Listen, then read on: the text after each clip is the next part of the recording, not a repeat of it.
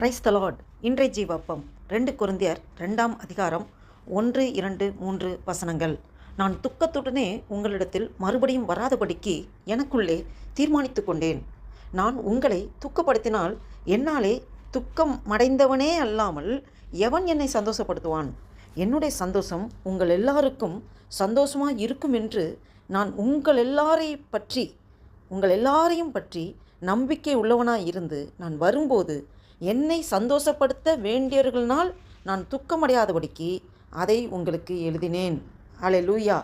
இதை கேட்டுக்கொண்டிருக்கிற நண்பு தேவ பிள்ளைகளே, இந்த வசனத்தின் மூலம் ஆண்டவர் நம்மளோடு வெளிப்படுத்தக்கூடிய காரியம் என்னவென்றால், பவுல் துக்கத்தோடும் கடினத்தோடும் மீண்டும் கொரிந்தியரிடம் வர விரும்பவில்லை என்று அவர் சொல்கிறார். அவர் ஒரு அப்போஸ்தலனாக மட்டுமல்ல, ஒரு ஆவிக்குரிய தந்தையாகவும் நடந்தார். சபையை திருத்த வேண்டும் என்றாலும் அன்பில்லாத கடுமையை அல்ல, மனம் திரும்புதலால் வரும் சந்தோஷத்தை அப்போஸ்தலனாகிய பவுல் விரும்பினார். பாருங்க, நான் உங்களை துக்கப்படுத்தினால் என்னை சந்தோஷப்படுத்துகிற யார் என்று பவுல் கேட்குறார்.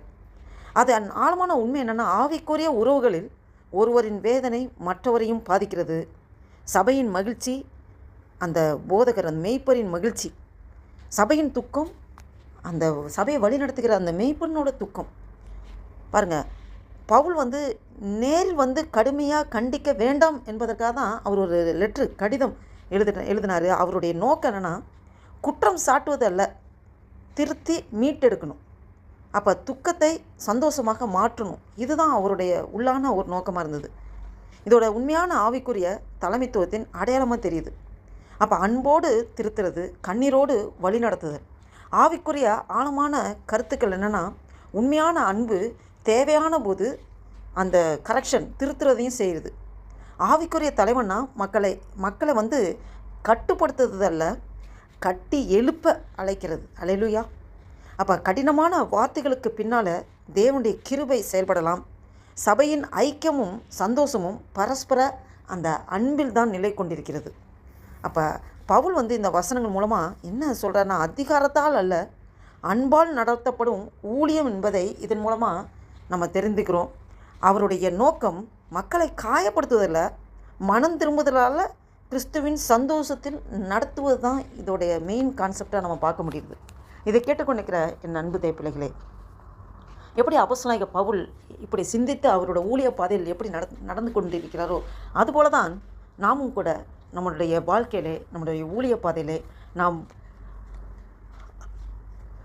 அன்றாடம் பழகிறவர்கள், நம்மளுடைய வேலை ஸ்தலத்திலே தெரிந்தவர்கள், தெரியாதவர்கள், அறிமுகம் இல்லாதவர்கள், ஆண்டவரை அறிந்த பிள்ளைகளாக இருந்தாலும் சரி, இல்லை புறஜாதி மார்க்கத்தில் உள்ளவர்களாக இருந்தால் சரி, நாம் நம்மளோடைய பழகும்போது நம்ம நிமித்தம் அவங்க சந்தோஷப்படுகிறவர்களாக இருக்க வேண்டும். நம்ம நிமித்தம் அவங்க காயப்படுவர்களாக மாற்றிவிடக்கூடாது. அப்போ அவங்களை நாம் கட்டி எழுப்புகிற காரியமாக நம்மளுடைய செயல்பாடுகள் இருக்க வேண்டும்.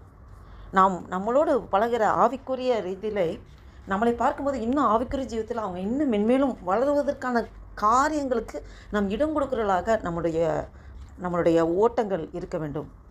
நாம் எப்படி அப்போஸ்தலனாகிய பவுல் அந்த ஒரு அர்ப்பணிப்போட அவருடைய ஊழிய பாதையில் பிரயாணம் செய்தாரோ, அதுபோல் நாமும் நம்முடைய வாழ்க்கையில் ஆண்டவர் நமக்கு ஒரு நல்ல ஒரு ஐக்கியத்தை கொடுத்திருக்கிறார். ஆண்டவர் நம்மளை வேறுபிரித்து எடுத்திருக்கிறார். நமக்குள்ளே கிறிஸ்துவை வளர வைக்க வேண்டும். ஆமென். நாம் தாழ்ந்து போகணும், கிறிஸ்து வளர வேண்டும். அதுதான் நம்முடைய இந்த வாழ்க்கை பயணத்திலே, இந்த ஊழிய பாதையிலே நாம் ஆண்டவரை முன்வைத்து ஒவ்வொரு நேரமும் ஒவ்வொரு நொடி பொழுதும் நாம் மற்றவர்களை மன ரீதியாகவோ இல்லை வார்த்தை ரீதியாகவோ நாம் அவர்களை புண்படுத்துகிறபடி, கஷ்டப்படுத்துகிறபடி செய்யாதபடி, அந்த ஆவிக்குரிய ரீதியத்தில் அவர்களை மென்மேலும் கட்டி எழுப்பக்கூடிய, அவங்க இருதயத்தில் மனம் மாறுதல், அந்த ஒரு மனம் திரும்புதலுக்கேற்ற கர்த்தர் பக்கம் திரும்புகிற வழிகளுக்கு நாம் கொண்டு செல்கிறவர்களாக நாம் நடக்கிறோமா?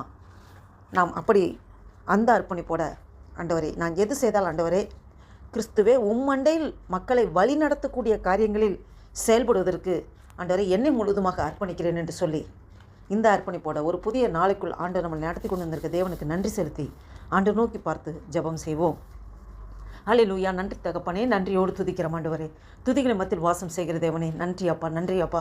நீ நல்லவர், வல்லவர், கிருபை உள்ளவர், அதிசயமானவரே. நன்றி தகப்பனே. இந்த 2026 வருஷத்தின் ஆண்டவரே அப்பா 5வது மாதமாகிய மே மாதத்தில் 15ஆம் தேதியை காண கிருபை செய்த கோடானு கொடி ஸ்தோத்திரம் ஐயா. நன்றி தகப்பனே. இந்த நாளில் கைட்டு செய்கிற எல்லா வேலையும் ஏசப்பா உங்களுடைய கரம் கூட இருந்து நடத்துகிற கிருபைக்காய் ஸ்தோத்திரம். அப்பா, நாங்கள் யார் இருதயத்தையும் ஆண்டவரே புண்படுத்தாதபடி, கஷ்டப்படுத்தாதபடி ஆண்டவரே அப்பா, கிறிஸ்து வண்டையில் வழி நடத்துகிற ஒரு பாத்திரமாக நடக்கிறதுக்கு எங்களை முழுவதுமாக அர்ப்பணிக்கிற கர்த்தாவே, எங்களை கொண்டு நீர் என்ன செய்ய சித்தம் தீர்மானம் வைத்திருக்கிறோம். உடைய சித்தத்தைப்படி நடத்துங்க அப்பா. எங்களே முழுவதுமாக அர்ப்பணிக்கிறோம். உடைய நாம ஒன்றே மகிமைப்படட்டும்.